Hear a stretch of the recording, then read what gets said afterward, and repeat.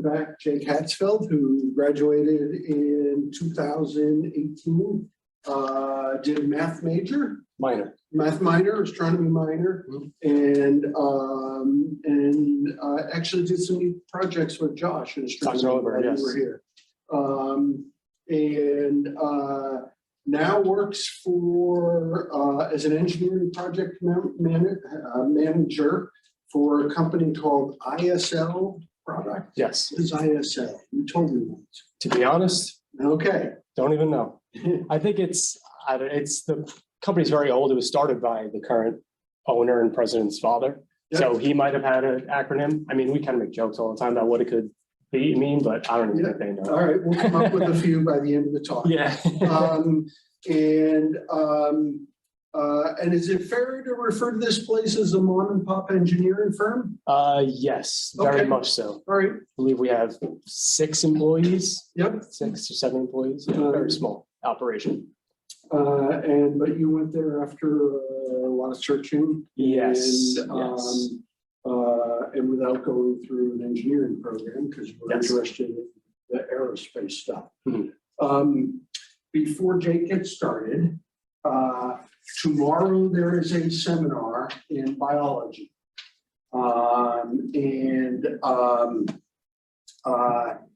It is at 4 p.m. in Corner 121, and the title of it is Outsourced Hearing of Spiders. This is a mechanical engineer who looks at aspects of spider sensory stuff. So I think for those in engineering, it would be an interesting talk. I hope I'm going. I don't see a conflict yet. All right. So with that being said, Jake has the floor. Daniel's still not here. So you should be coming with the door in a second. What's that? We record. We always Looks like it. record. What we record, we're never sure. Yeah. But we set up an experiment this time to test what shows up on the recording. Yeah. All right.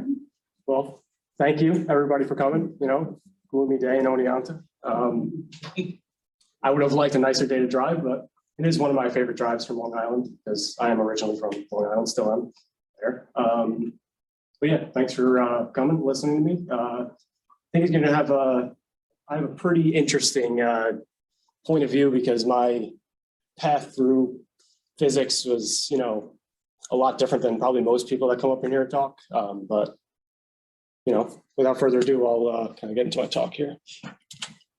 So what I'm going to talk about is my journey starting in high school, because I mean, before that, it's not really.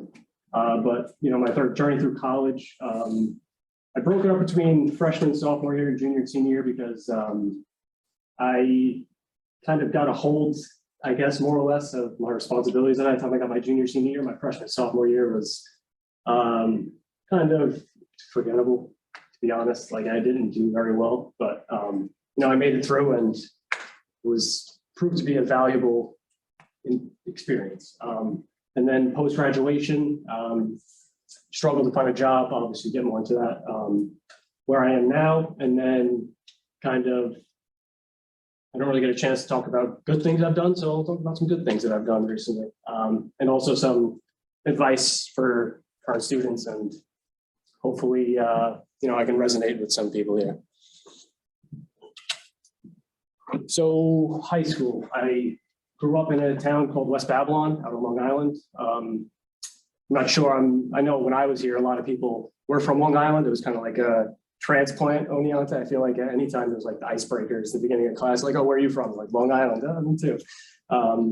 But yeah, grew up in West Babylon. I'm still there and I'm going to be there for a long time now, it seems. But in high school, I was, you know, like an average student, maybe above average, depending on who you ask. You know, I got good grades. I didn't study for anything. I had a great memory, good test taker, you know, so I didn't have to study for classes. I got, you know, mid to low 90s on everything. I wasn't really in any honors classes, which is, you know, kind of strange. Usually people come physics and they're, you know, above and beyond in schooling up until now, but I didn't make it to honors science by the time I got to high school. So my freshman year I wasn't, but then my sophomore year, I was back in actually with a year younger than me doing their honors classes. But yeah, I mean, I did well enough, I guess, for myself. But like I said, never had to study for anything, just kind of relied on my memory and test taking to get me through it. I mostly worried about the sports I was playing. I played sports 3 seasons. Soccer, baseball, ran track in the winters. And I was kind of short-sighted. I still am. I tend to be very present. I don't think about my future that often, which is kind of, I guess, a blessing and a curse, depending on who you ask. I don't get anxiety because of it, which is cool. But, you know, sometimes it could get me into trouble because I deal with things here and now, and then going into the future, it gets a little hairy. But yeah, and then by my senior year, obviously took physics, and that was kind of my first exposure to physics. By that time, obviously being a senior in high school, I really wasn't trying too much. I was still getting good enough grades, but you know, optional homework was no homework for me. But in physics, it was kind of strange because everybody found it very difficult. And I kind of sat there and I listened, but, you know, I was senior in high school. So I was there, but wasn't really there. But then I get a test and, you know, get my high 80s, low 90s on all the tests. And people are like, how are you doing this? And I said, I don't know. It just kind of is easy to me. And I mean, non-calc based physics is, you know, just kind of word problems. But, you know, I did. And also at the time, my brother, who is now a physics teacher in Hatzfeld, also on Long Island, this is around the time that he started. He kind of declared his physics major also a little late. And this is when he was starting to get into physics. So he was extremely passionate about it. And he still is. Like he's, you know, that high school physics teacher that's doing all the crazy experiments and, you know, really has the kids engaged. And, you know, I'm lucky to have him as my brother because, you know, we bounce a lot of ideas off each other. If I come across a weird problem at work, I can talk to him about it. And then, you know, he can kind of talk to me about, yeah, he always asks me to help him grade tests or lab reports. I always tell him no. But yeah. And so he kind of helped me get excited about physics because, you know, you talk to a normal person, they're kind of like, oh, physics, that's like, I wouldn't say boring, but that's like hard. Like, why even try? And I'm like, I mean, learning about it in high school, I thought it was interesting and I did well enough. So, you know, it was kind of in the back of my mind already coming here. When I did come here, I was undecided major at first. I was kind of floating between physics was kind of, I guess, the first idea. I was thinking about like psychology, maybe. I thought that'd be an interesting thing to study. But the more I thought about psychology, the more I thought about, you know, higher education, probably a doctorate to be kind of really secure in a career field. So I thought that might have been a little too much for me, but physics I knew was interesting. I took non-calc based physics my first semester here. Went well enough, I guess. I think it was the highest grade I got that semester because my first semester here I did, by most people's standards, pretty terrible. I did like not very well. Like again, it was kind of like, you know, senioritis was carrying over from high school. Classes that I wasn't really interested in, I didn't really pay attention. And I didn't get great grades. Like again, the professor said there was optional homework. To me, there was no homework.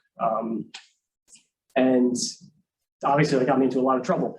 Not a lot of trouble. I still did well enough. Like I wasn't on academic probation or anything. But I did struggle to bring my GPA back up from my initial, you know, I guess, laziness. Let's see here, but yeah, I took non-calc based physics my first semester. I took Calc 1, you know, all that stuff went pretty well. Those I think were my highest grades. Other than that, I didn't do that well. Like Calc 1, I remember we had, she assigned homework, my professor, every day. And the homework was due in the middle of the semester and at the end of the semester. So that meant I did my homework a week before the middle of the semester and a week before the end of the semester. And doing like over 100 Calc 1 problems in a couple of days is not a lot of fun. Learned my lesson though, because I had the same professor for linear algebra. I did the homework every day by the time my junior year rolled around. So, I did learn from a lot of my mistakes that I made early on, but those mistakes, could have got me into a lot of trouble. But, I kind of, by hook or by crook, I got by. And yeah, so my freshman year, first semester, got by. I did just barely enough to not be on academic probation, which is kind of crazy because I'm sure a lot of people that come here and talk wouldn't say the same thing. But by my second semester here, I took Big Bang and the Evolution of the Universe with Dr. Goldberg. And after that, that was like one of those classes where it was kind of sitting there and I was like excited to be there. Like it was, it was very interesting. It was a big class, it was like in Science 1, I believe, right? And yeah, it was like, we did some, it was like one of those things where you left class and you're still thinking about the stuff we talked about. And it's like, it kind of boggled your mind. But yeah. And that's when I kind of realized, I was like, maybe physics is a good idea. And I was like, it's extremely practical. Should be an easy job after college, because up until then, everybody was like, wow, physics, so I thought, that would be enough to impress people in the real world, I guess. But so I declared my major at the end of my freshman year. And at that time, I still wasn't sure what I wanted to do. So another big mistake I made when they asked, it was like option A or option B. One of them is the engineering option, which is, a great option, the 3-2, you have your master's, and then, you go out and get a job probably pretty easily. But I was like, no, I don't think engineering is really what I want to do, because I don't even think I really knew what an engineer did on a day-to-day basis at that point. And also I already felt like a 3-2 program. I was already like a year late. So I was like, I want to do my 4 years, study physics, and, I'll kind of figure it out after that.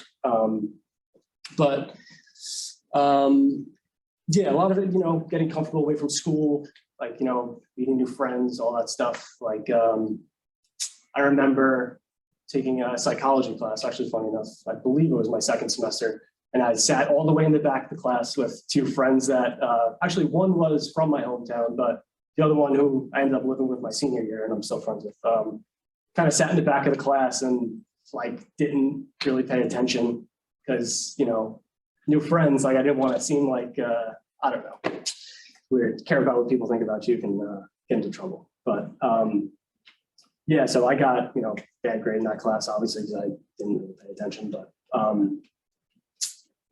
yeah, so made a lot of mistakes my first 2 years here, but I guess wasn't too detrimental because I made it.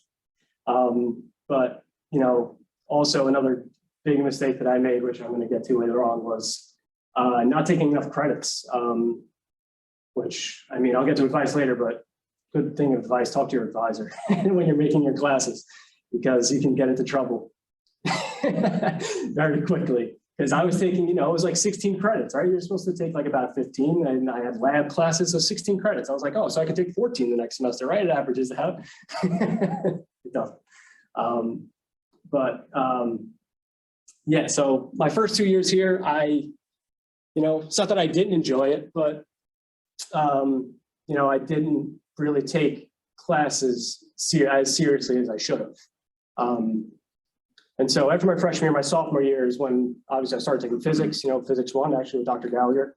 And first day of that class, one of the first weeks, I would try to get my textbooks because everybody would just, you get your list of textbooks, you go buy them and stuff like that. I would always try to spend the least amount of money possible on the textbooks. So I didn't have my physics 1 textbook by the time the first homework assignment came out. So I remember I went to Dr. Gallagher and I was like, oh, I apologize. Like I don't have my textbook yet. And hoping at that point, still kind of slacking off, I was hoping he would say like, oh, don't worry about it. Like you can make it up or something like that. And he was like, go find a friend. And, I'm very happy you did actually, because that made my physics 1 go a lot better than it probably should have, because I ended up doing my physics 1 homework with a friend in the class at the time. We meet anytime there was homework and we would do homework together. That's advice I heard a lot in college, and I'm not sure if you're hearing the same, but I highly recommend doing homework with people. It makes it so much easier, because if you don't get something, they might. If you get something that they don't, collaboration is, very valuable in that. But I also took Calc 2 at that time as a sophomore, and failed. I got an E. I didn't even know that was possible to get an E in the class. I thought it was just F. But that was one of those things where, like, I knew I started having to take this stuff seriously, but Calc 2 is just not easy by any stretch.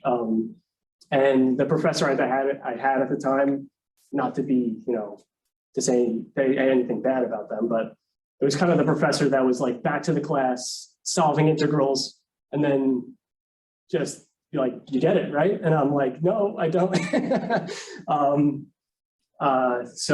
And obviously, like, future me would have done the extra work, go to office hours and try to figure it all out, but I just kind of suffered in silence. I'm pretty sure he gave optional homework, so no homework, which again, terrible mistake. But yeah, so failed Calc 2. That was, again, almost got me into a lot of trouble, but I kind of figured it out. So that was my first semester sophomore year. Second semester sophomore year, took Calc 2 again and actually did pretty well, because it turns out this second time, I guess you see Calc 2, it's a lot easier. And actually, my now fiance, I helped her with her Calc 2 homework when I came home from college. And I'm like, how are you not getting this? This is so easy. By the third time, I guess, it gets pretty easy, Calc 2. Yeah, so made it through that, which was great. Physics 2 with actually Dr. French. Didn't do so hot in that. Really, that was like the first time where it was like, I'm at the end of the semester, I'm calculating what I need to get on the final to be able to pass the class. I did somehow. I think I just barely did, because I really have to get C's on correct, right, to stay in the major, to keep going. I think I got a C plus, maybe a B minus, but it was a pleasant surprise when I found out that I passed, which is good, because physics 2 is not exactly easy. Going back to the E&M comment I made before, it's just E&M light. But yeah, I made it through, skin of my teeth again. So my first 2 years here, I kind of just barely made it, and the next 2 years, all I was doing was trying to catch up, because a good GPA is a good thing to have. So when you're the first semester, when you're supposed to be taking quote unquote the easiest classes you're supposed to take, and then come senior year, taking like relativity, quantum physics, all these crazy things, and you're trying to catch up on your GPA. It's not very conducive, but yeah. So by the end of my sophomore year, I was in a better mindset. I kind of got a hold over what I needed to do. Started going to the library. That's another big advice. If you have extra time in between classes and stuff like that, don't go home and nap like I did my freshman year. Go to the library and do some homework. Or, I would, like, it's funny, my freshman year, I remember I had an 8 a.m. class and then I think an 11. And every day I would wake up, go to my 8 a.m. I lived in Holbert right here. So I would come back, eat breakfast, and then sleep until my 11 a.m., go to my 11 a.m. And I think I was like 11 to 2 or something like that. And then just go back to my room and watch Netflix, lay in my bed, and anything that was due, I did it. Like I had like my comp class. I remember having to write papers up late the night before it was due. Obviously, like I said, very bad habits my first 2 years here, which, it's hard to break those. So if you get into those bad habits, try to get a hold on those quick, because it is hard to break those habits. But, I started going to the library and stuff like that in between classes, which was good. My roommate, at that time, my sophomore year, he was kind of the person to like wake up early on Saturday and go to the library, do some homework, which, was good influence. So, I got some good ideas from him, and, started, like I said, getting a hold over what I was doing, but I was still struggling because it's not easy being a physics major. None of these classes are easy by any stretch of the imagination. But a big thing was I enjoyed it. Like, it's interesting, it was for me, and I'm sure it is for you guys. You guys picked a major too, so I hope it's interesting.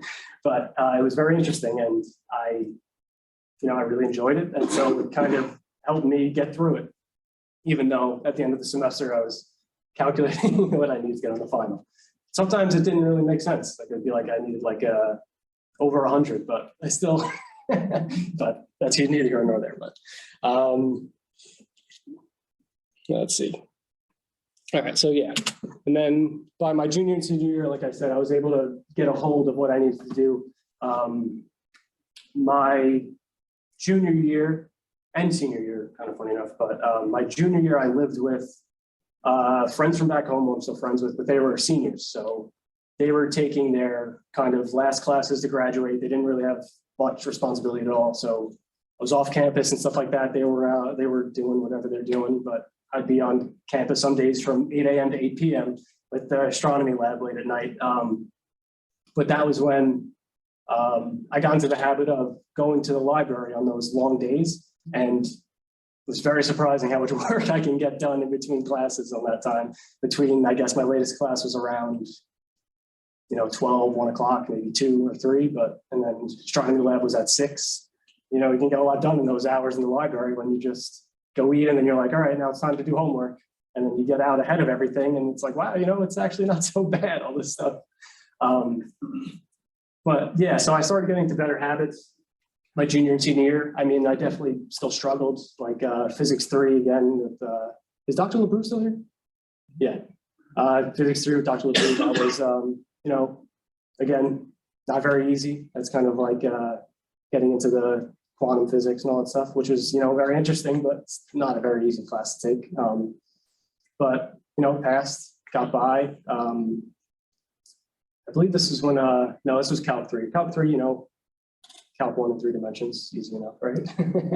But, I did well. I was starting to, get up towards like the 3.0 where I was kind of lagging behind that before. So I started to average out around that, and that made me feel pretty good, thinking physics major and I'm starting to get better grades. It was, it felt good, and I really enjoyed going to class. I believe this is like around the time I declared my astronomy minor as well, obviously, because I was going to the labs. Astronomy was great. You would think 8 a.m. to 8 p.m. by the time you get out, you would not be very motivated or be very happy at all. But, I'd leave those labs, I'd go eat dinner, and I'd go home, step over all the garbage that my roommates left and try to relax for a little bit and go to bed. Yeah, they were, good people, but not the best roommates. But yeah, it was good. And, I started to really get out ahead of all this stuff, and I started getting better grades, like I said. And then by the time my senior year rolled around, again, that time I was living with super senior, so he was a year late. So he was really not taking a lot of classes, but he was better. He kept the apartment very clean while I was working hard. But yeah, he, didn't have really much to do. He was on campus, not a lot, but he had good habits as well. Like he was in the library very, very often, even though he wasn't taking very many classes. Yeah, I was in the library a lot. As I alluded to before, those 14 semesters caught up with me. By the time my senior year came around, I believe I took 17 and 19 credits the last 2 semesters of my senior year, which as a physics major, I'm sure you can imagine was a lot. But it was a strange feeling because it seemed like the easiest semesters of college at that point. Because like I said, I got into these better habits, figuring out how to get ahead of my homework and stuff like that. I believe I was taking, oh no, that was ordinary and partial at that point. But yeah, so yeah, at the end of my sophomore year, I had linear algebra, same professor, homework, middle of the semester, end of the semester. At that point, I was able to, got it into my head to do the homework when they assigned it. Yeah, but even ordinary differential equations, I think it was my senior year. Yeah, that was the same professor I had for Calc 2. And so I was obviously very nervous, but I figured it out somehow. I got by, I got what I needed to get. Again, those 2 classes, not very easy, ordinary and partial differential equations. Yeah, actually, I don't even think I really passed partial differential equations. I didn't get a very good grade. It was enough for me to graduate. I mean, I got my piece of paper, so, but partial was very hard. That was a older professor, and he was another one kind of, not optional homework, but sometimes optional homework, kind of solving these partial differential equations on the board and then turning around and be like, you got it? And I didn't. Probably should have went to office hours too, but see, like I said, that happens, hard to break. I was too busy in Dr. Gallagher's office for E&M or Dr. Nolenberg's office for astronomy and my research project I was working on at that time. But yeah, so my senior year, like I said, I was taking 19 credits, and I even somehow found enough time to work on a research project at the CERC, correct? I guess you are. That's right. Yeah. For that convention, and that ended up being kind of like a bread and butter thing for interviews and stuff like that. And if I really want to sound smart around people, I talked about this because it was really cool. And it was about Cuvier metric. I'm not sure if you're familiar, but it's a solution to Einstein's equation for general relativity that allows a reference frame to move faster than the speed of light, or close to, but I think faster, correct? Without the effects of special relativity like time dilation and length contraction, stuff like that. Dr. Nolenberg obviously did a lot of the heavy lifting with the relativity equations. I remember the Christoffel symbols that were written all over this whole thing for a long time. He gave me an equation for the form factor, I believe, right? And I had to derive it twice to get the acceleration due to the warped space. And I remember all four-dimensional coupled differential equations, by the way. Yeah, he did all that. By the time it got to me, I was just deriving it twice. But, there's a lot of substitution and stuff like that. It was kind of, not easy. But I also remember, I think I found a mistake in the derivations. I'm not sure if you put that there on purpose or not, trying to make me feel good, but. Oh, no, that's not intentional. Well, but then I never thought that, well, man, when I first met Dr. Nolenberg, I never thought I'd be coming into his office and be like, I think you derived this wrong. But yeah, so, and I put that all together. By the time I derived it twice, you get the, acceleration, and then you integrate back to position. And I was able to put that into a C code and get that shape that kind of looks a lot like the Cuvier metric. So I would think that's a success, but that we were trying to find the behavior of a particle. So particle accelerates, emits electromagnetic spectrum. So if someone somewhere is using this technology, you'd be able to detect it if you see particles giving off this specific radiation. Did anybody pick this up after that? Not yet, because shortly thereafter we hit the pandemic. Oh, yeah. Yeah, well, I'll also be getting to that too, because as I'm sure it affected a lot of you, it affected me too. But yeah, so 19 credits, somehow made it work. I remember being in Dr. Fox's office. He was the chair at the time, and had to pull some strings. I had to make sure certain classes filled certain requirements, and somehow made it work. Obviously taking 19 credits, so a little behind, but and failing Calc 2 didn't help. You can't be undertaking classes and then failing classes. So, but yeah, I was able to get through it, graduated, and presented research at a conference. And if you had told me that my freshman year, I would have not believed you again. But I got there. E&M wasn't easy. That was another one where going into the midterm and final, I'm like, oh man, those 4-question tests that took like 2 hours. Is anybody in E&M right now? Or Just Took it took it last last semester. just took it? Yeah. Yeah, Yeah, we're in quantum now. quantum. Good time. Yeah, E&M is a trip. Definitely a way to describe it. Quantum, though, I think I did pretty well. I think I got an A- in quantum. I was in your office a lot for that as well. Yeah, so that was, it must have been the semester that you guys had PDE. Yeah, And into quantum, yes. then he kept holding you too long. Yeah. So you couldn't get back here. Mhm. So I reserved the room that he had right after him. Yeah, there were some days, because we were falling behind a little bit because it was all the way up in Fitzell. So everybody that was in my most people that were in my PE class had to go from all the way Fitzell all the way down here in that 10-minute window they have in between classes. And most of the time he would keep us a little late because he was finishing solving whatever partial differential equation he was solving. Was that- Yes. Yeah. I guess he's still beating people. But yeah, so Dr. Gallagher did have to run up there sometimes and start teaching quantum in the same room. Yeah, he'd keep going and I'd start the other end. Yeah, at the other end of the board, he's like erasing this way, and Dr. Gallagher's starting at that side. Yeah, you're recent enough that the stories you're telling, heads start shaking. I Yeah, know who that is. well, that's good. I'm glad. It's funny that you guys have similar experiences. But yeah, I mean, senior year, I did it. I did the research. I did my 19 credits. I passed all my classes except for partial. I think I did it well enough to graduate, but not well enough. It would probably be a class I had to retake if I went back to school. But obviously, again, not easy. Partial differential equations. Still don't think I got it. I still have the textbook though on my dresser at home. And sometimes I look at it and I'm like, maybe I should learn that one day, see if I can open it and still do it. Yeah, so graduated somehow, but I did it. And, after all that, I was thinking, I went through all that. I worked like, my butt off and I graduated and I'm like, people are going to be lining up to give me jobs after this, right? It's a physics degree. And that wasn't the case. I was supposed to have an internship with a company back on Long Island. I went on the interview, I believe, in between the spring and fall semester, and they're like, okay, in the summer, you'll come back and start as an internship.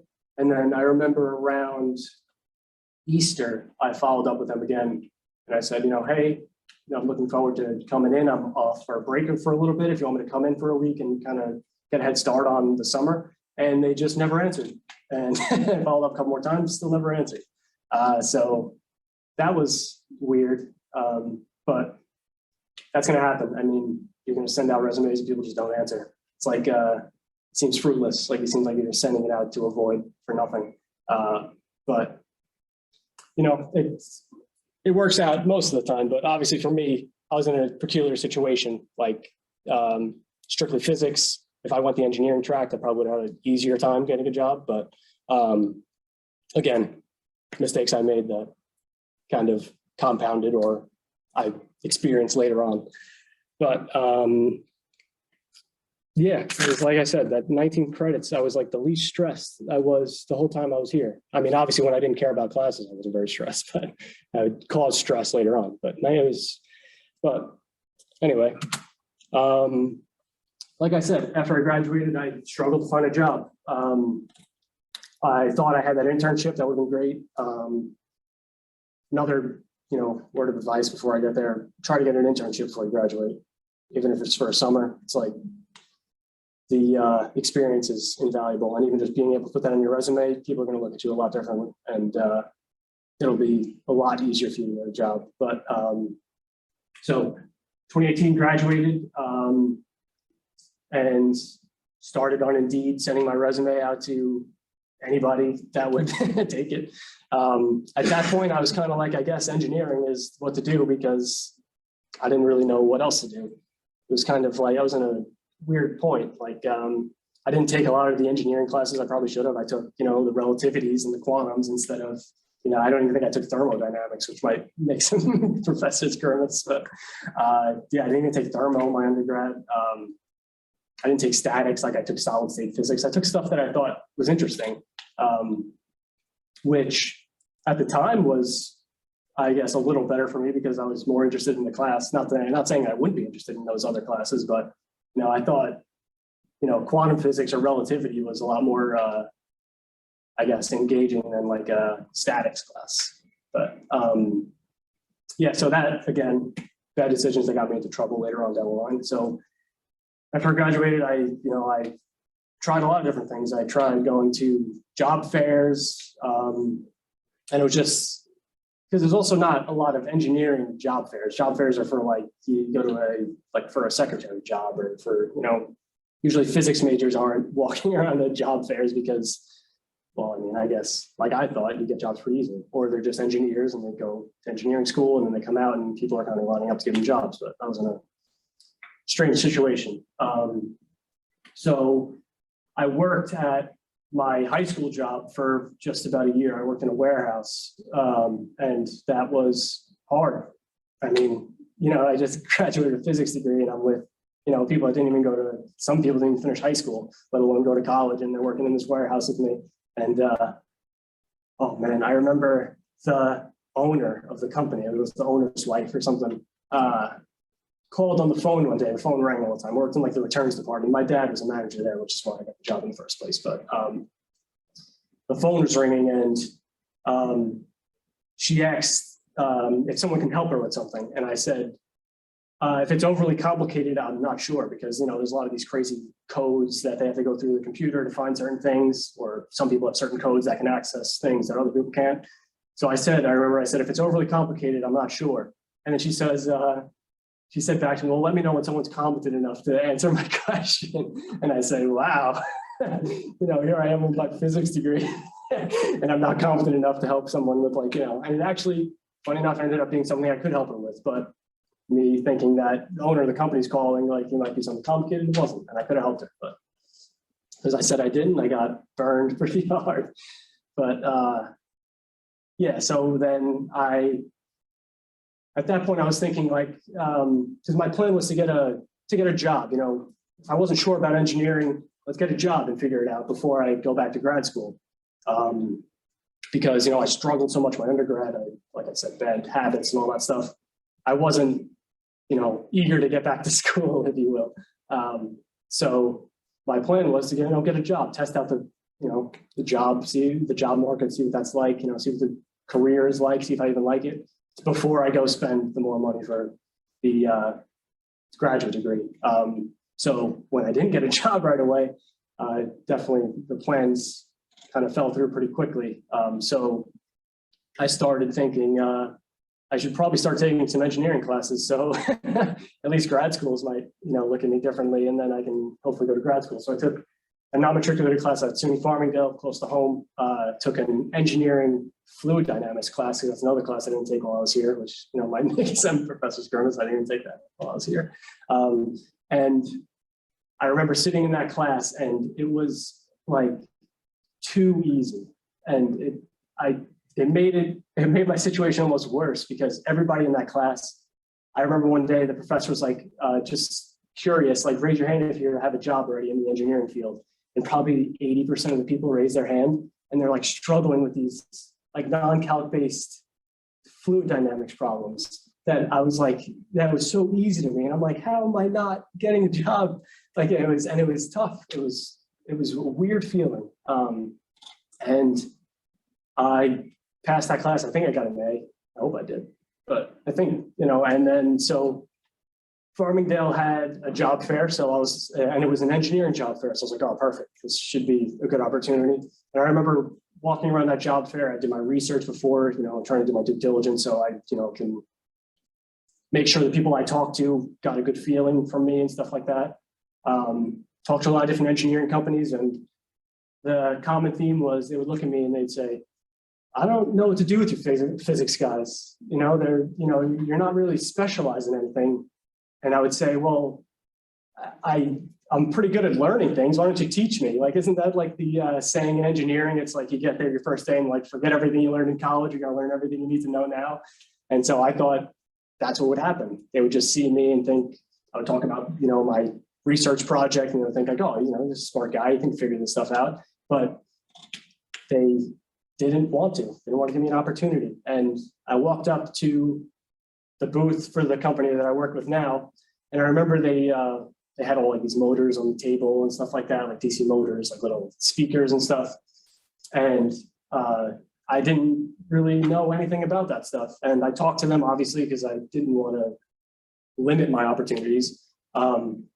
And after the job fair, I was following up with these people, another good advice, go on an interview, go to a job fair, follow up kind of right away. Even if you just say thank you for taking the time, it goes a long way. And even now in my job now, we haven't hired people because they didn't follow up after interviews. So another word of advice.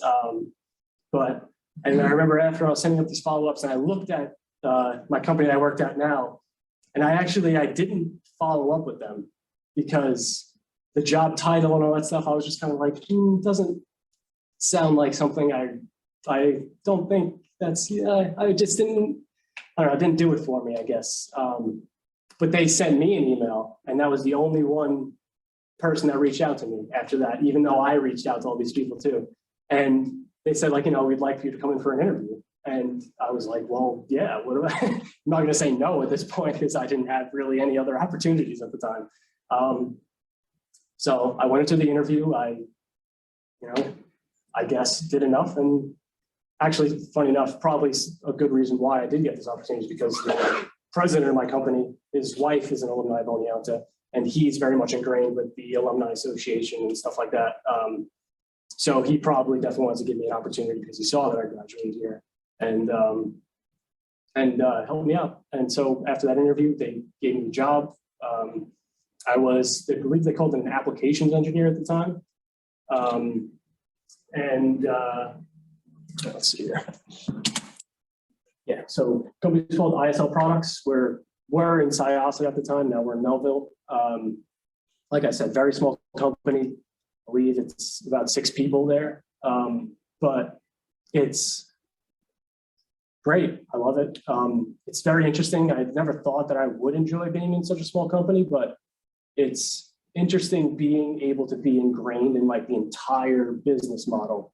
Like I'm not just kind of like a cog in the system working on a desk and, my bosses have bosses have bosses and, really, I feel like it's very easy to get lost in that and, lose motivation in what you're doing and stuff. But then when you're sitting at a conference room table with the person that owns the company and we're talking about like plans going forward and stuff like that, it kind of keeps you excited. And I learned a lot. I'm still learning a lot. Obviously I had to teach myself a lot about the components I'm working with because I had ideas about how a lot of this stuff worked, but I didn't really know about how it worked. And I had to start learning because I have to sell this stuff to people and I have to convince people that I know what I'm talking about so they're comfortable buying it from us. What I do in my job now, now I'm an engineering project manager, which is, they kind of just changed my title. Titles are, it's an interesting thing that all these people have all these job titles. They don't really mean anything. It's just how other people see them. And that's why we change it because it, changes how people view you, which is, I guess, better. But yeah, so what I do now is companies, big and small, they're working on some sort of project that needs a motor to move something or needs a speaker to make a noise or a ballast to run a mercury-based lamp. And we have partner factories a lot in Asia. As you're going to find out when you get into engineering, a lot of the stuff manufactured in Asia. It's just kind of the way of the world. It's too cheap to not do it anywhere else. I wish it were different because, obviously being reliant on China is hard, but yeah, so we work with all these different factories. We actually moved out of Asia recently. Now we're working with companies and factories that we partner with in Italy and Turkey, I believe. Yeah. But yeah, so we design and manufacture these DC motors, gear motors, speakers, like I said, UVC ballasts. And a lot of the stuff I had to learn about. And I kind of came to the job and I knew that I could do it, but it's hard to look at somebody and be like, I'm not sure about that. But that's another thing that's something that you really should be okay with saying is like, I'm not sure, but I'll figure it out. Because they appreciate that, So I learned a lot very quickly. I'm there, like I started in April of 2019. So I've been there ever since. It's actually kind of funny because, all that time that I was trying to find all these jobs, now I'm here and like people telling me they don't know what to do with me and stuff like that. Now I'm at this job and I'm kind of like the in-house smart guy, which is kind of funny. So like anytime like there's some peculiar situation with a project we're working on, they come and like they're talking to me about it. And it feels weird because, for a long time, I struggled. Like I said, I didn't come out of college, dean's list, I struggled through all this stuff, and now I get to this job, and they think like, wow, this guy's smart. And I was like, I guess I am, Yeah, I worked on. So with these motors, when you get a specification for them, you get a performance code, it's called a lot of the time. And all it is just a linear relationship between the RPM of the motor in relation to the torque of the motor. So as the torque increases, the speed decreases. As the torque increases, the current increases. And it's just a linear relationship. And I was able to figure that out and then say, why don't I just do the point slope formula on this information, like on less information that they would give us more quickly. And I can make these curves and send them to people. And it like blew their minds. And it's just like the point slope formula in Excel, just dragging cells and and something like that. You learn before you even get to college. And yeah, but that, helped us a lot. And we're able to communicate a lot more information with these customers before you had to wait for a lot of the stuff to come from our partner factories in Asia and Italy and all that stuff.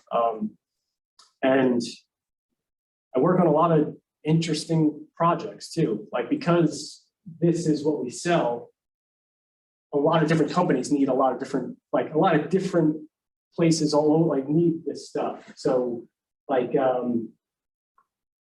so this is an outgoing motor, it's a brushless motor. So DC motors, they run on either brushed or brushless commutation. And so the brushes, it's hard to explain, but it's they come in contact with these plates in the motor. And it creates a magnetic field that rotates the motor in it. And it's, interesting at the time, I was just looking at these motors on the table and I'm like, oh, that's cool. But you learn about this stuff and then you get into physics and you get excited. Oh, it got me excited at least. But yeah, so I worked on a lot of different interesting projects. I was hospital beds. I recently, we got a project for a self-cocking crossbow for hunting. So it was a motor that cocks the crossbow because apparently it's hard to cock a crossbow by hand. You'd have to crank it or, pull it as like foot levers and stuff, but we just gave them a motor and it did it. And yeah, I worked on, well, I didn't specifically work on this, but my company, as I was getting there, I'm not sure if they still buy it, but it was a company that made telescopes, funny enough. And there was a motor for a telescope that tracks the star. So you plug in what star you want to track, and then there's a motor in there that keeps the telescope on the star.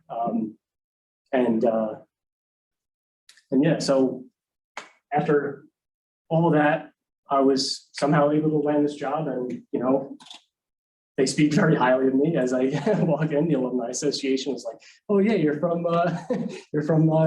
president of your company. This, speaks very highly of you." And I was like, "Wow, I never thought I'd come here after the journey that I had, and be like even talking to you guys about a lot of this stuff."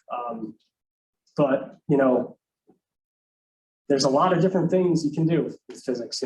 I wasn't one of those people that immediately thought like, "Oh, I want to go get a doctorate or a master's and research and all that stuff." It's it was interesting to me, but I never thought I could even do that. I struggled enough in my undergrad. I'm going to go to grad school now. I thought I would just torture myself, but yeah, I really enjoy it. Grad school is not off the table, but another big reason why I'm here is because I reached out to Dr. Gallagher, Dr. Holmberg, and I was thinking about going to grad school for aerospace engineering. I just thought that would, get me closer to the astronomy things, because that was what got me excited in college. And I wanted to do specifically like astronautical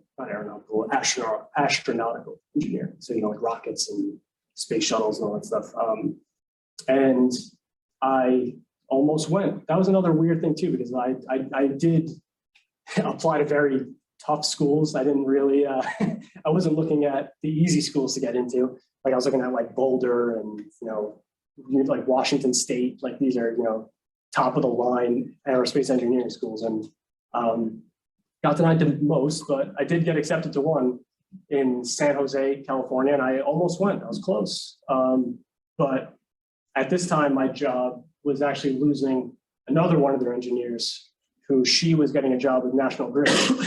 And it was like one of those things where she loved working there. And she actually came back recently and said, like, I kind of wish I didn't leave, because at National Grid, she kind of just like, she's got a lot of perks and stuff like that, but she kind of fell by the wayside and wasn't much ingrained in what she's doing. And got a big pay bump, but she was like, you know, I'm not as happy as I was, but now that I'm making more money, I guess I have to find my happiness elsewhere. But so she was leaving because she gave the offer letter, and my company looked at that and they were like, oh, I don't think we can match that. So then I was also talking to them because the owner of my company wrote me also a recommendation letter, which is also kind of crazy to think about. They might just lose most of their engineering employees, and he's still willing to write me a recommendation letter to send me off. But yeah, because they do treat me really well over there. But so they kind of brought me in a room and they were like, well, what if we give you a good raise? Will you stay? And I was like, maybe. And then they showed me and I was like, yeah, I think I'll stay. And so I stayed. And, you know, it was, you know, my journey until now has kind of been all over the place, like, you know, ups and downs. And college, figured it out. And then I get out of college and I can't find a job and I'm back down. And I'm like, oh man, like this is ridiculous. And then I get to this job and, you know, things are going great. Like COVID obviously played a big part in the reason why I wanted to go back to school. So I was thinking like, oh man, maybe there's like, you know, more for me out there. Like I felt kind of stuck where I was. You know, being stuck in a house makes you feel stuck in your life, I guess. But after I decided to stay, like we ended up moving to a bigger office. You know, we're still doing really good business. I really enjoy the things I'm working on. And, you know, the company treats me really well, and I can't really ask for much more than that. So, yeah, if any of you guys go to any engineering jobs after this and you need a motor, well, you know, we'll be in the after this, I'm sure. I think one of our telescopes uses motor. Oh, yeah? Okay, yeah, let me know. We have a page on DigiKey, actually, so if we can get something close, it'd be a lot easier. But yeah, definitely talk after this. So yeah, up until now, like, you know, I never thought I would be in a situation like this, but instead of going to grad school, I bought a house. So, you know, I guess you can go in debt one way or the other. I thought real estate was a better debt than a master's degree. But it's still not off the table because, you know, school is school. And I was like kind of looking forward to it too, you know, like I kind of missed being in school. Like it's nice, like sitting in class and learning things. Like, you know, I'm kind of jealous of you guys because I did, like I said, by the time I got to my senior year, I was like in class. I really enjoyed it. I like, yeah, I was like, you know, talking to my professors and stuff like that, building good relationships. So you could pop in, just ask them a question about literally anything, like how the universe works. Like you don't graduate college and talk to your neighbor about how the universe works, you know? So, yeah, so I was able, you know, buy a house and got engaged very recently.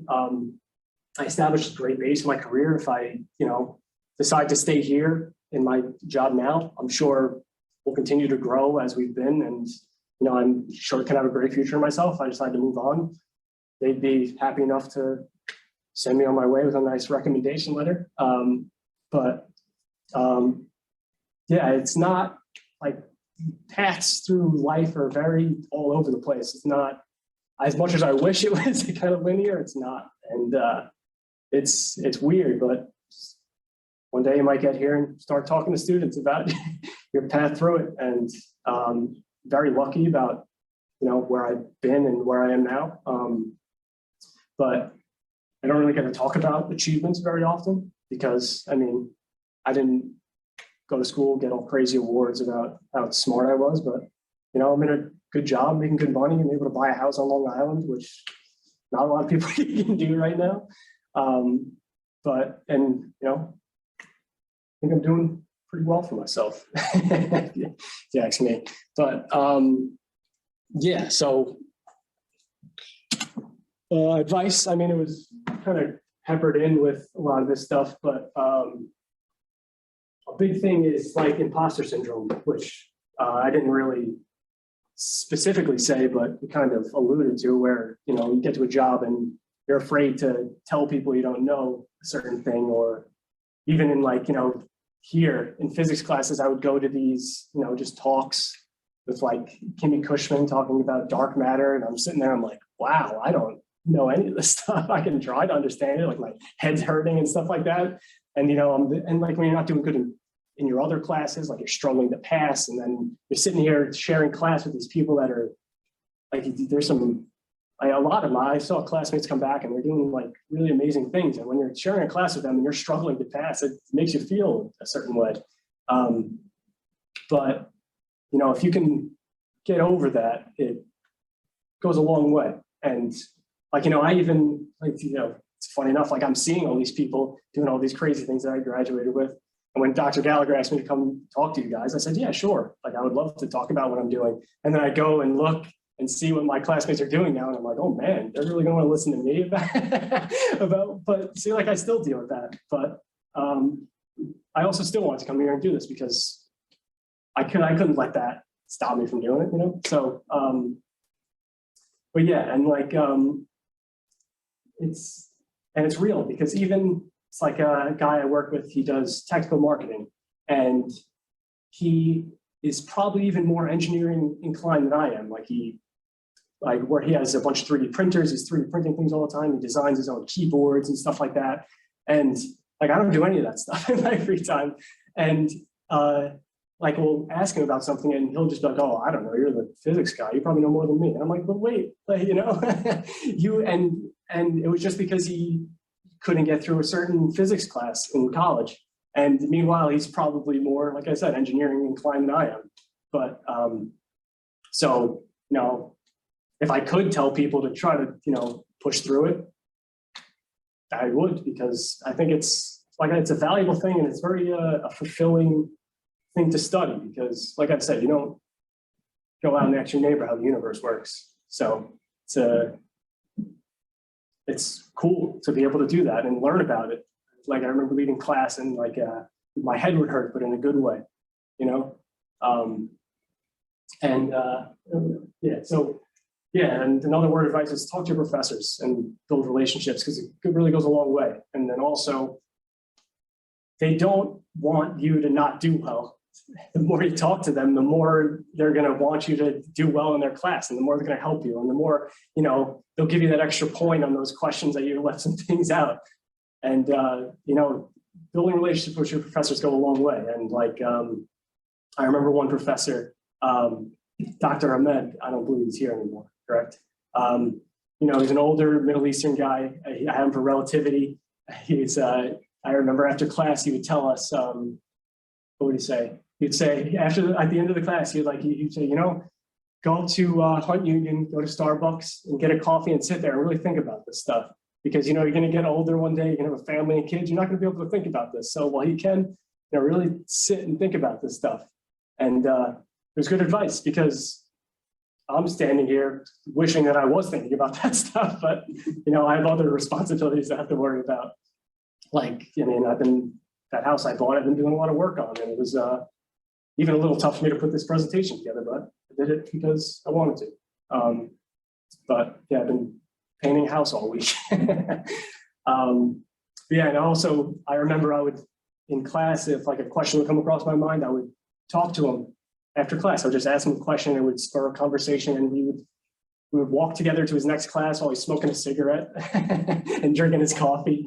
And we would just have these insane conversations that you would never have in an everyday life. And like, at the time I was like, I appreciated it, but I appreciated it more now that I don't have those conversations that often. But yeah, so if you're not, talk to your professors a lot more often. There's some really smart people. Yeah, always be willing and eager to learn. Because like I said, I came to my job, I didn't really know much about what I was doing, but just the fact that I was willing to learn goes a long way, and you can learn a lot. And being a physics major, you get pretty good at learning things, and everything else seems easy in comparison to this. Yeah, you're setting yourself up really well for the future, I have to say, because real life and, you know, if you go get an engineering job, you're going to be like, this is kind of ridiculous. So you talk to other people that are engineers for years and they forget a lot of this stuff because they kind of hone in on what they're doing.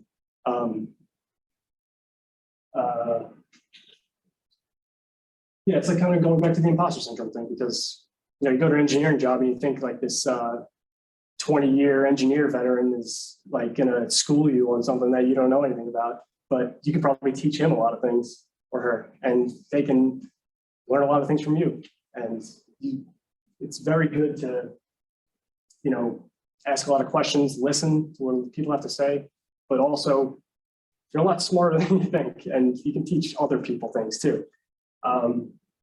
And another one is learn how to sell yourself in interviews, in your job and stuff like that. Just having confidence, even in having confidence in not knowing something goes a long way because they'll have confidence in you that you'll, you know, pick it up and learn it quickly.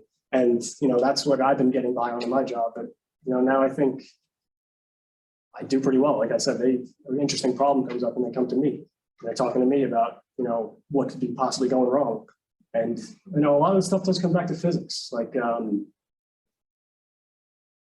of sidebar, but like a project we're working on now, we're having a problem with an encoder on a motor. So an encoder goes on the back shaft of the motor and there's two sensors. So there's magnetic and optical encoders, but this is a magnetic one in this case.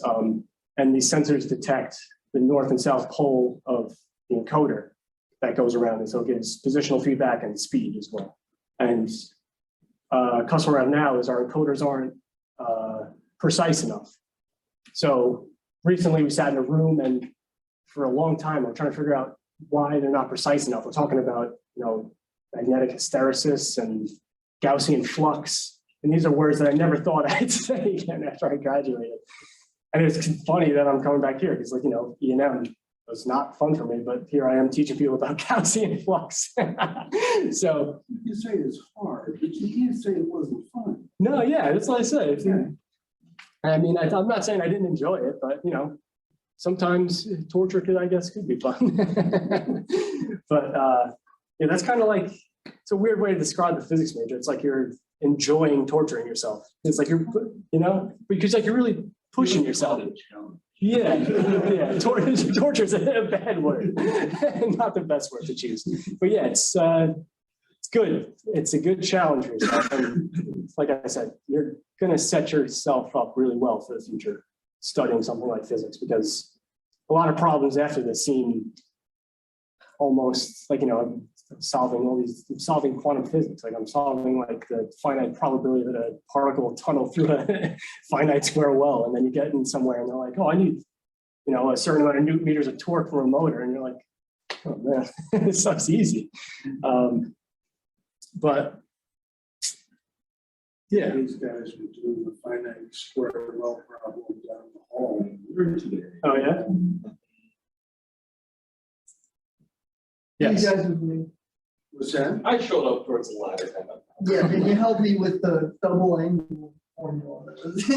Oh, okay. I was told that you could have just ignored it. It's significant. What's the sign? So, thank you for this, and I wish you the best with your imposter syndrome. Thank you. You are not an imposter, but it's hard to get rid of it. Yeah, no. So your last bullet point there, learn how to sell yourself. Yeah. What I wonder is, if you could go back to that job, engineering job fair, Yeah. where you went around to everyone and told you, we don't know what to do with it.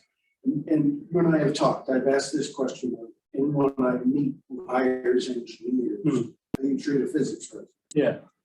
And they all say no differently. And I never believe them. Yeah. According in your experience sells it. So go back to that now that you've done 4 years at the place you're at. Mm-hmm. How would your pitch to them be different? So a job fair is a little interesting though, because there's a lot of different companies. So you could be going to someone that's doing, you know, high voltage power supplies, and then the next person's doing like motors, like I'm doing, or you talk to somebody else and they're designing, you know, housings on SolidWorks. So a job fair is a little tough because you could, I guess, do the research beforehand and kind of school them, you know, you could kind of talk about higher level topics, almost over their head, and kind of school them, and not arrogantly, obviously, because that might put you in a bad place. But, you know, if I can go back and do it again, obviously with a one-on-one interview, it's a lot easier because you do the research on the company, you figure out what they're doing, and then you can kind of flex your physics muscles almost to them. And then that would probably make them feel a lot more comfortable. But yeah, the job fair was a little interesting because, you know, you never know what to do with you physics guys, and someone's, because I did hear it like, specifically from, it was like a high voltage power supply company, or it was just high voltage power delivery. And they're like, you know, we need an electrical engineer so they don't hurt themselves. And I was like, I get that, but, you know, I just took E&M, I took solid state physics. Like, I understand how all this stuff works. You just have to tell me how to not hurt myself. But I think I could figure that out pretty quickly anyway, you know? Yeah, well, that's one incident. Yeah, true. But yeah, something like that. Yeah, something like that. I mean, I would just like, and that's another good piece of advice there. Do research before you go on an interview about the company, and I wouldn't say try to school them, but definitely act like you really know what you're talking about, and you're gonna wow a lot of people, because I think physics, it's a lot, not to say engineering is not like this, but I think physics is a lot easier to really wow people because you're really getting down to like the nitty gritty, where engineering, you're just kind of solving the problem. With physics, you're kind of talking about why the problem exists in the first place. And that's why I think it's easier to wow people when you have a real physics degree. Because once you get to the engineering world, a lot of people forget a lot of this stuff. Like even I do. I was looking at my research project and I'm reading these words and I'm like, how did I ever even understand this stuff? And I did it somehow. I somehow understood enough of it to present We were it. doing the math together on the board half the time. So you were saying that we did, Amy and I did the heavy lifting, but first off, you were learning how to program this in a new language. Exactly, yeah. And just so everyone knows, to do this, the math that we were going through involves a set of 32 separate differential equations that you have to put together into the formula. And you have to make sure all of the consistencies are in the right place. And he found sign errors in one of the terms. And he did that because he was doing his part of the project really well, and that's that among other things. Getting that into the code, which we still have, is actually. And it's funny too when you get to that code and you look at it and you're like, this is just physics 1. This is pretty easy. But I wish I was about to try to rattle off a physics 1 kinematic equation. I almost embarrassed myself. But it's just like, you know, a physics 1 velocity equation, and that's what you put in, and then you can prove that there might be an electromagnetic spectrum that could come off of a particle near something moving faster than the speed of light. You know, it's funny how full circle a lot of that stuff comes. But yeah, I didn't really wrap this up, but I kind of, you know, thank you. And already got a question, but if anybody else has any questions, feel free. Do you remember the New York APS conference with relatively? Oh, I do. Yeah, with Rainer Weiss. Yeah, Rainer Weiss. I almost said Kip Thorne, but he was also on the team, but it was Rainer Weiss that was there. Yeah, I remember that. I was sitting there, and that was another one where my head hurt in a good way, sitting in those lectures for a long time. But it was very interesting. Yeah, so that was actually the discovery of the first black hole collisions. Rainer Weiss had just won the Nobel Prize, and he spent the entire evening talking to students. And so I think that you got to ask him a couple of questions. Is that right? Yeah, I believe so. Yeah, it was, you know, gravitational waves. I think that was the whole conference. Exactly about gravitational waves. Yeah, and that was like in the time of stable relativity and all that stuff. So it was, yeah, that was another one. You're looking around, and you're like, man, there's some really smart people in the world. You got a question, correct? Yeah, I was just going to ask, was Calc 1 in linear algebra was that taught by Dr. Monte? Was, yeah. She's good too. That's another one. But she sucks so much homework. Yeah, she does. Yeah, imagine trying to do that homework in a week before it's I due. did. Don't do that. Yeah, So you're currently working at a company that works on brushless motors? yes. Yeah, do you guys do any work with electronic speed controllers for the brushless motors? We do, and we try to get into an area where we can sell that stuff, but a lot of that stuff is extremely specific to the motor itself. But we do have brushless motor controllers that we do sell, but they're very standard. Okay, gotcha. Yeah, me and another kid that's in the department, we worked with Dr. Faust on we were trying to like decode drone motors and Oh, yeah. essentially try to make our own drone. Mhm. And so we were taking apart brushless motors, Mhm. like almost everything that you said about the brushless motors, like I had done work and research on that Yeah. stuff and stuff. I just thought it was kind of funny because like I want to be going down engineering, but Mhm. I'm in the physics program, so I'm not gonna have an engineering degree, and I just think that matching that stuff up is Yeah. kind of cool, kind of funny, but Mhm. evidently we weren't able to get the phases correct. So like Yeah. it would spin up sometimes and then it would lock up because it Mhm. gets stuck in a phase. Yeah, And I was just wondering if like Yeah, so there's timing diagrams for the motor and the controller. So you kind of have to match those up because like brushless motors, there's three phases. Usually it's a three phase. Actually, that outrunner motor is probably something similar to what you looked at. yeah. It was almost Yeah, that one's big though. I think that's like 83 millimeters diameter. yeah, we Yeah. were working Yeah, small ones, right? That's big. But yeah, so there's timing diagrams that kind of have to line up. So the three different phases, there's a positive, a negative, and a null. Mhm. And you have to match them up or else, like you said, it's going to lock up and not fire up sometimes.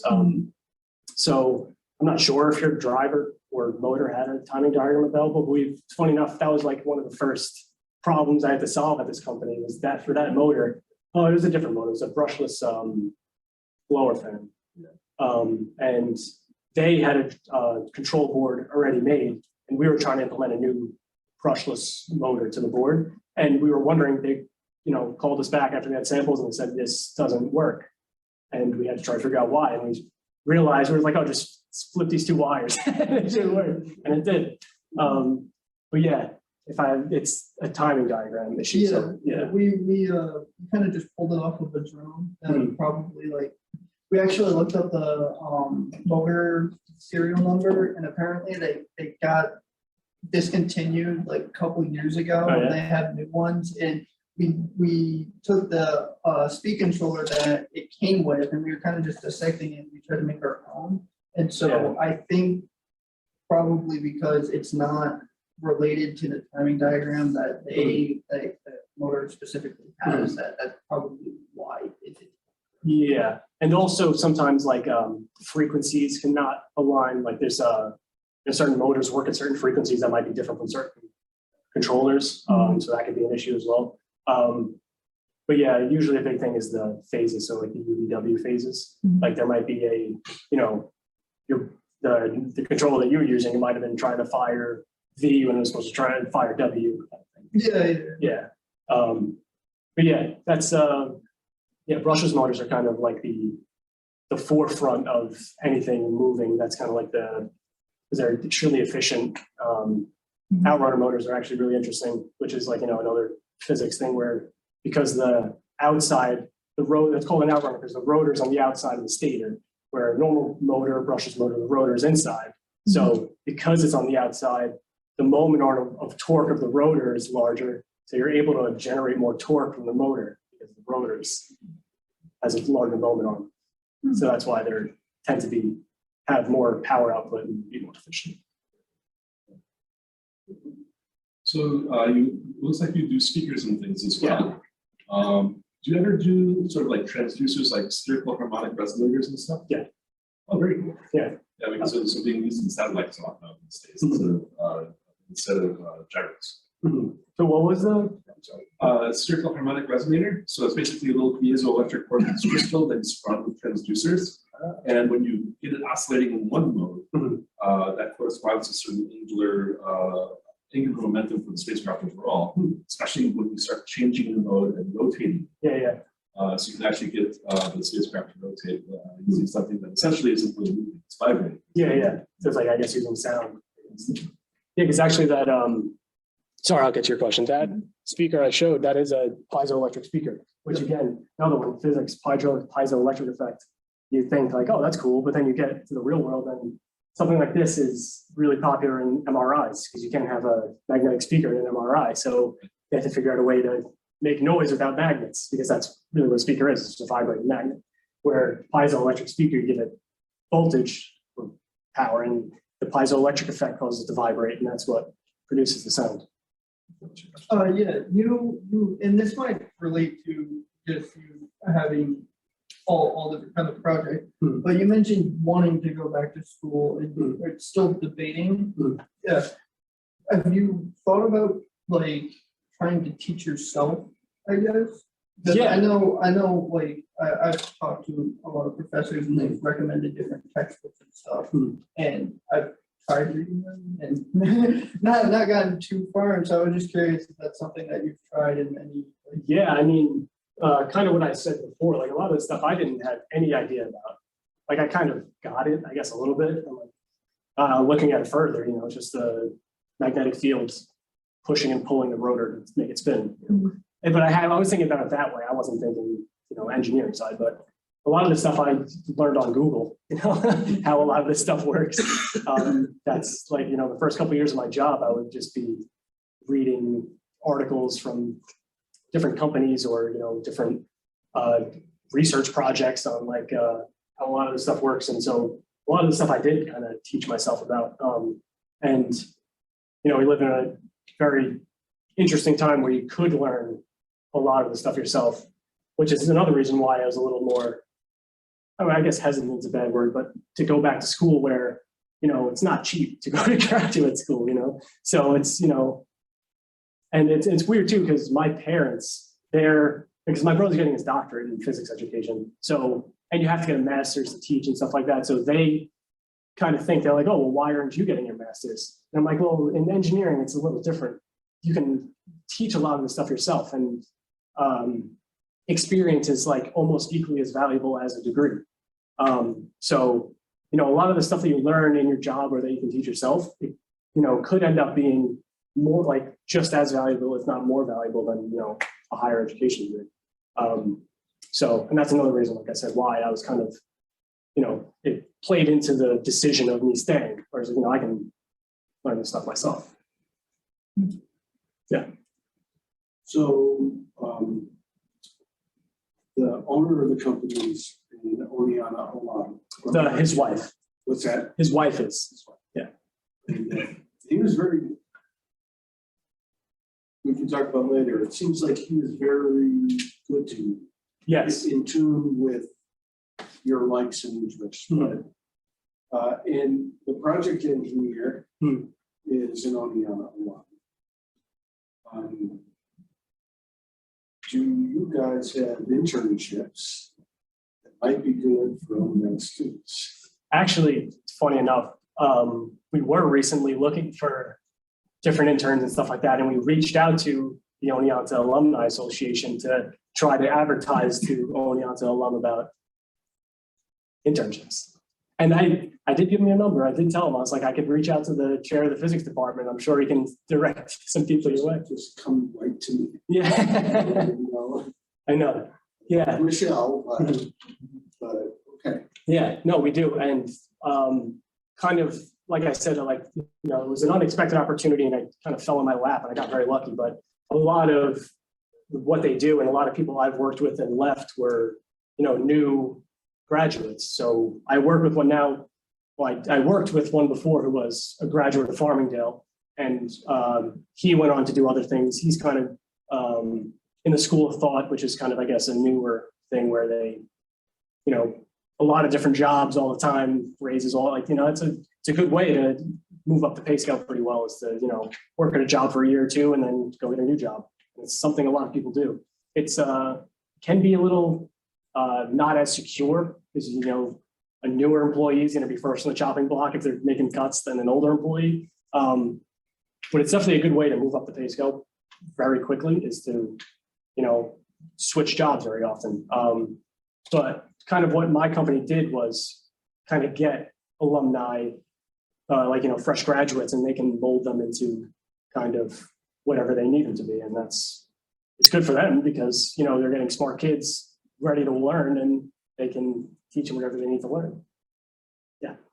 Do you guys do a lot of with coding, with your, or is it more of like mechanical hardware type? So most of what we do is mechanical and hardware, but because we, like I said before, like we had ideas about trying to do drivers and stuff like that, and we actually do run into problems with electrical, like motor controllers and stuff like that. So we have a lot of electrical problems pretty often. And me being, I guess, a lot of the stuff I learned was all mechanical stuff, and it kind of came easier to me than the electrical stuff did. So when we do run into these electrical problems, we're kind of like, we talk to the technical writer, because he's the one that's like, designing keyboards and soldering things. And we talk to him and he's like a little hesitant to try to teach us something because he thinks that he's not the engineer, but we can probably learn a lot from him. But yeah, we do actually, we get outside help for electrical consultant, and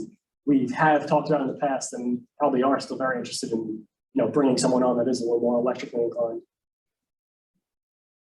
It was just more or less like the type of coding language and or platforms you would use. If you guys are more hardware, then you might not really know that. But like so actually the project I was talking about previously was a magnetic encoder. They the company that we're working with, they're kind of analyzing the data through a Python code.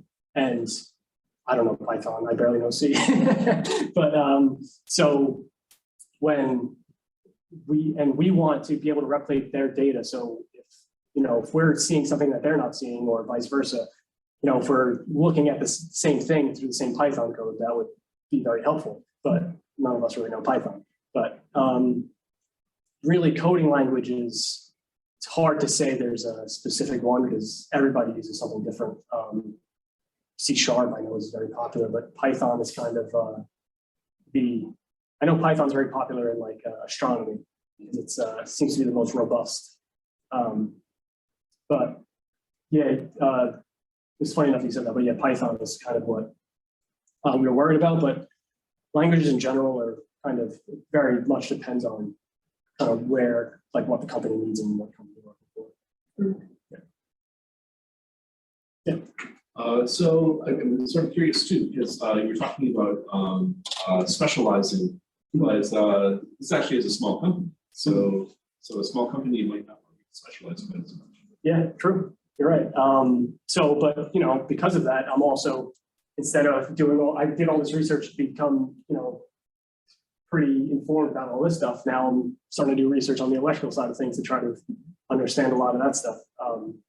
Like I said, just like encoder problems, like that's not something that we ran into previously, and now we are. So how do we get out ahead of this stuff? So in the future, if someone comes back and says this encoder's not working correctly, we can kind of help them figure it out.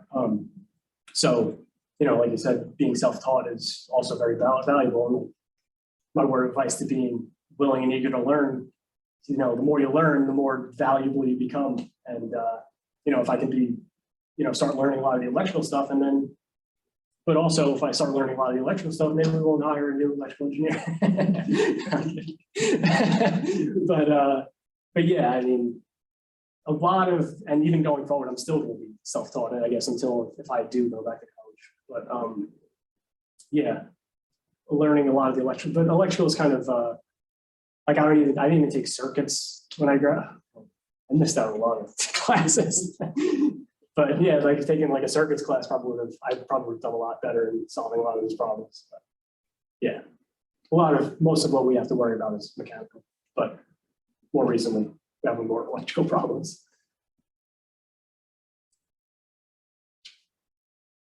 Well, I think there are no more questions. Yeah. We've checked in for Yeah, and I didn't even think I was gonna be able to talk this long, but thank you. I knew you were. Yeah. So let's thank Jake again.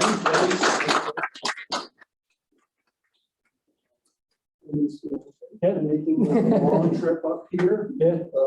to join us. Please, first of all, the 7 of you for being here, and actually the 2 of you for being here also. Pass on how valuable this is. You know, what you're doing is equally as impressive as your classmates, Yeah, but it's different. Exactly, and- yeah. In my view. And Melissa Mary was probably in that group too. yes, yeah, And the imposter syndrome was the first thing she put up. really. Yes, because her background was math and physics, and she went to an engineering graduate school. Mhm. So she felt like she's Yeah, culturally out of place. Mhm. yeah. They do think very differently, as counterintuitive as that sounds. So thank you guys. For Yes, being here. thank you for Remind listening. everyone else to come and take an example of what you must be 10 years from now for us. All right. Yep. You done? All right, thank you. Thanks again. Yeah, thank you. It'll take us a day to get your recording, and not a couple hours to get the recording back. We'll have to see what happened. All right, recording. Stop. The level is like